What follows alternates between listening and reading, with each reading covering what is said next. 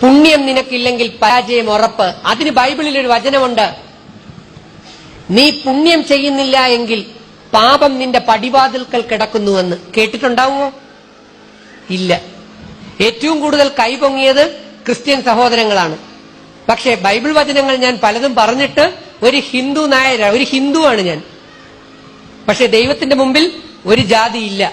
പക്ഷെ കേരളത്തിന്റെ ഇന്ന് അധപ്പതിച്ച അവസ്ഥ ഏത് കാര്യത്തിനും ജാതി രാഷ്ട്രീയം കുത്തിക്കയറ്റുക എന്നുള്ളതാണ്. ശ്രദ്ധിച്ചിട്ടുണ്ടോ? ശ്രദ്ധിക്കണം. നമ്മുടെ കേരളത്തിന്റെ 3 ഭ്രാന്തുകളാണ്. ഒന്നാമത് രാഷ്ട്രീയ ഭ്രാന്ത്. രാഷ്ട്രീയം എന്നാൽ കണ്ണുമില്ല മൂക്കുമില്ല. പിന്നെ ജാതി ഭ്രാന്ത്, കുത്തി ഏതിനും ജാതി പിടിക്കും. 3 ലഹരി ഭ്രാന്ത്, ഫാൻസ് അസോസിയേഷനുകളും പിന്നെ ലഹരി ഭ്രാന്തുകളും.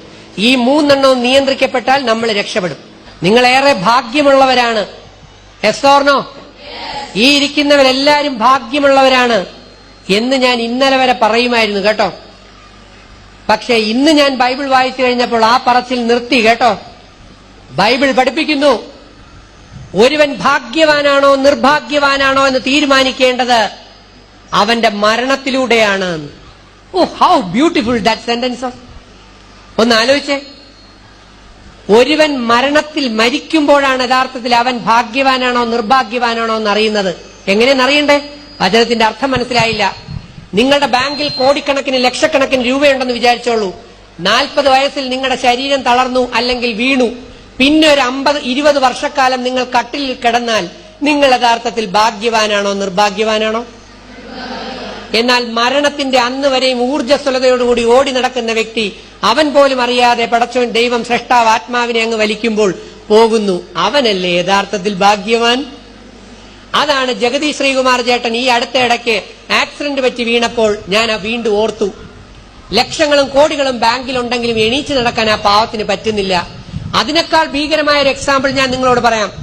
ലോകത്തിലെ 1-ാം നമ്പർ കോടീശ്വരന്മാരിൽ ഒരാളായ Michael Schumacher, formula number 1 driver, വായിച്ചിട്ടുണ്ടാവുമല്ലോ.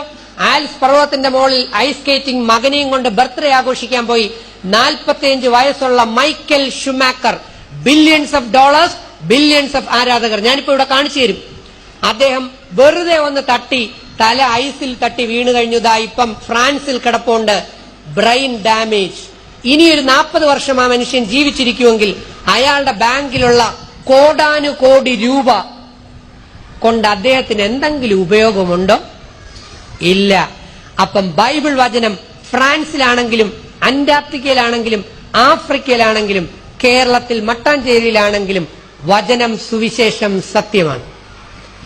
നീ ഭാഗ്യവാനാണോ നിർഭാഗ്യവാനാണോ എന്ന് തീരുമാനിക്കേണ്ടത് നിന്റെ മരണത്തിലൂടെയാണ്.